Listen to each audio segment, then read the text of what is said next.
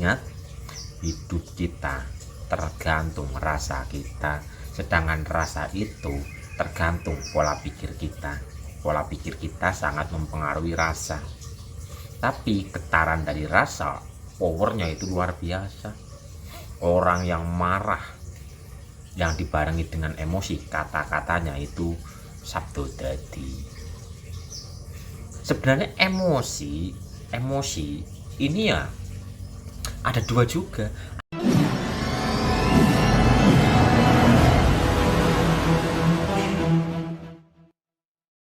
Hidupmu saat ini sebenarnya tergantung oleh rasamu sendiri. Jadi ayo kita perhatikan rasa kita Bapak Ibu, karena alam semesta ini mempunyai hukum energi atau sunatullah atau kausalita bahasa kerennya. Jadi Tuhan sudah menciptakan hukum di alam ini, hukum tabur tuai, hukum energi. Dan energi ini sebenarnya adalah netral seperti air. Umpama energi ini seperti air, mau menjadi warna apa air ini tergantung rasa Bapak Ibu. Umpama saya contohkan, umpama Bapak Ibu mau memberikan air ini berwarna merah. Nah, merah di sini pun ada dua, ada merah positif, ada merah negatif. Merah yang positif, umpama Bapak Ibu rasanya itu bertekad, bersemangat, dengan niat yang kokoh, maka ini akan menjadi energi yang warna merah tapi yang positif, sehingga dalam diri kita itu tidak akan yang namanya putus asa. Kita akan terus berusaha dan kita berserah kepada Tuhan kita. Jadi ikhtiar yang dibarengi dengan keberserahan. Tapi kalau merah yang negatif itu seperti contoh kecewa, marah, ria, sombong dan sebagainya. Ini warna merah.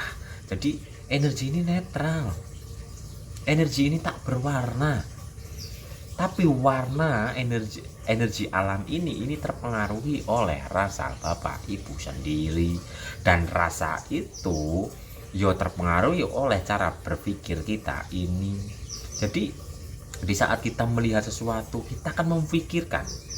Lah, kalau kita salah berpikir, maka itu akan menjadi rasa yang buruk. Kalau kita berpikir dengan pikiran yang jernih, itu akan menjadi rasa yang bagus. Jadi intinya semua ada di pikiran Bapak Ibu.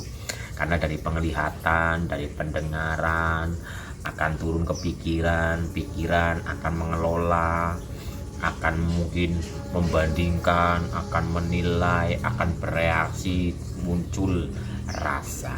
Jadi dari sini turun ke sini, dari sini turun ke perasaan, dari perasaan yang melekat terus menerus menjadi rasa. Jadi yang diperbaiki apanya Bapak Ibu? Ini yang diperbaiki adalah cara kita berpikir. Lah, untuk memperbaiki cara kita berpikir itu bagaimana?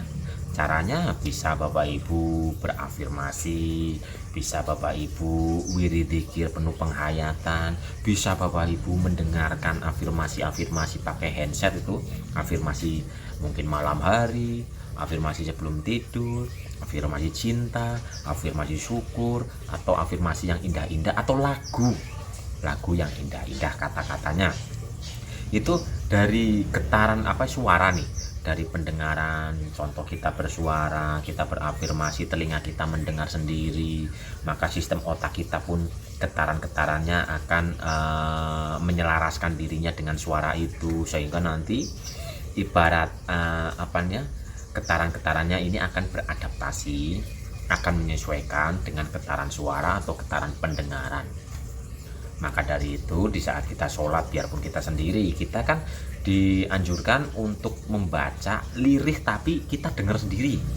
Nah, fungsinya itu untuk merubah getaran energi dalam diri kita, getaran yang ada di otak kita ini, yang ada di rasa kita ini, yang ada di tubuh kita ini. Karena tubuh kita ini banyak sekali sel.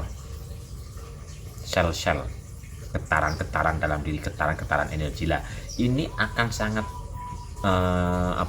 terpengaruh atau dipengaruhi oleh ya suara-suara yang kita ulang-ulang. Jadi apa? Ayo jaga ucapan kita, jaga pikiran kita, jaga rasa kita. Karena hidup kita tergantung dari rasa kita, pikiran kita, ucapan kita. Bahkan ada hadisnya, apa yang keluar dari mulut kita itu mencerminkan isi batin kita. Ayo kita ganti kata-kata yang tadinya mungkin mengeluh, kata-kata yang tadinya menyalahkan, kita ganti dengan kata-kata yang indah-indah. Aku tenang, damai, bahagia, berlimpah, makmur, sejahtera. Hidupku penuh cinta, hidupku penuh kasih. Terima kasih wahai diriku, terima kasih wahai hidupku, terima kasih ya Tuhanku. Ganti dengan kata-kata seperti itu. Alhamdulillah, subhanallah, dan sebagainya. Maka asal itu sering dikumandangkan lewat mungkin lesan kita atau dalam rasa kita penuh penghayatan, nanti akan ada perubahan. Perubahan dalam berbicara, perubahan dalam berpikir, perubahan dalam rasa. Karena ingat, hidup kita tergantung rasa kita, sedangkan rasa itu tergantung pola pikir kita. Pola pikir kita sangat mempengaruhi rasa. Tapi getaran dari rasa, powernya itu luar biasa. Orang yang marah, yang dibarengi dengan emosi, kata-katanya itu sabdo dadi. Sebenarnya emosi ini ya ada dua juga, ada emosi negatif, ada emosi positif. Seperti orang yang sedang berbahagia, orang yang sedang senang dan sebagainya, itu ya emosi Bapak Ibu, tapi emosi yang positif. Tapi kalau emosi yang negatif, kalau kita sedang mungkin dihina, dicaci maki dan sebagainya, itu jadi ya semua ada dua-dua, tergantung emosi kita itu mau kita letakkan di yang negatif atau yang positif. Dan dari getaran kata, dari getaran rasa yang dibarengi dengan emosi, ya Bapak Ibu sendiri yang akan menuai. Jadi perbaiki ayo. Makanya ada emotional quotient, apa ya bahasa kerennya ya? Kayaknya itulah emotional quotient, apa-apa itu bahasa Inggrisnya lah. Nah, jadi orang yang marah sama orang yang bahagia, dua-duanya itu mengandung emosi, getaran emosi. Nah, mungkin selama ini kita berafirmasi, kita berwiridan dan sebagainya, emosinya ini nggak disertakan sih. Emosinya nggak disertakan. Ayo sertakan emosi agar nanti di situ ada muncul penghayatan. Afirmasi penuh penghayatan, afirmasi wiridan penuh penghayatan itu luar biasa Bapak Ibu. Rubahlah diri Bapak Ibu sendiri, karena yang bisa merubah diri, merubah kehidupan ini adalah diri pribadi masing-masing. Allah tidak akan merubah nasib suatu kaum jika bukan dirinya sendiri yang merubahnya. Secara hakikat memang yang merubah itu adalah Tuhan itu sendiri, tapi secara syariat ya kita yang berikhtiar. Dan padahal hakikatnya diri pribadi itu ya itu itu ya itu gitu. Makanya Tuhan tidak akan merubah nasib suatu kaum jika bukan dirinya sendiri yang merubahnya. Lah dirinya sendiri yang merubahnya ini bisa dua pemahaman, pemahaman syariat atau pemahaman hakikat. Pemahaman syariatnya adalah kita berikhtiar, tapi kita harus mempunyai kesadaran ikhtiar ini pun adalah dia yang menggerakkan hati kita, sehingga kita berikhtiar. Karena kita sejatinya nggak punya daya kita berikhtiar pun darinya. Ini secara syariat, jadi berikhtiarnya harus penuh dengan kesadaran. Dan secara hakikat, dirinya yang merubahnya ya diri sejati. Diri sejati ya sebenarnya ya sejati yang diri itu sendiri.